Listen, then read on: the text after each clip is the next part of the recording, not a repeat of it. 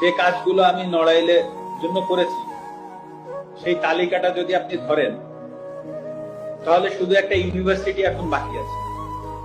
একটা সি ক্যাটাগরির জেলায় কি কি প্রয়োজন, একটা ইউনিভার্সিটি বাকি আছে। আমার বাবাকেও বলে দিয়েছি যে এটার কোনো বিচার বর্তমান সরকার বা যারাই আসুক বা যারাই থাকুক বা আসুক, হ্যাঁ, তাদের কাছে আমি এটা নিয়ে কোনো বিচার চাইব। কারণ এটা আমার কাছে মনে হয়েছে যে আসলে এই বাড়িটা তো আসলে যশোর থেকে এসে বা খুলনা থেকে এসে বা ঢাকা থেকে যে কেউ ভাঙে। হ্যাঁ, নড়াইলের মানুষ কোনো না কোনো জায়গা থেকে উঠে এসে ভাঙছে।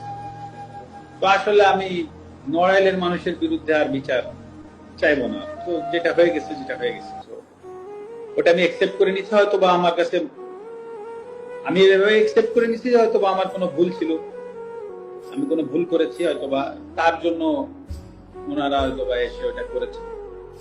তো আমার মনে যদি বিন্দুমাত্র কষ্ট এখন আর নাই, আমি মানে কষ্ট নাই এই কথাটা ভুল, মানে কারো প্রতি রাগ ক্ষোভ এগুলো কিছুই নাই। তো আমিও আশা করব নড়াইলবাসীর প্রতি যে আসসালামু আলাইকুম। বিশ্বাস করেন ভাই, মাশরাফি বিন মুর্তজার এই কথাগুলা হৃদয়ে লাগছে আমার। একটা মানুষ কতটুকু সরল মন হইলে এই ধরনের কথা বলতে পারে, আর কতটুকু কষ্ট পাইলে বলতে পারে যে আমার লাশটাও যেন আমার এলাকায় বা নড়াইলে না যায়। নড়াইলের মানুষ কত মূর্খ একবার চিন্তা করছেন?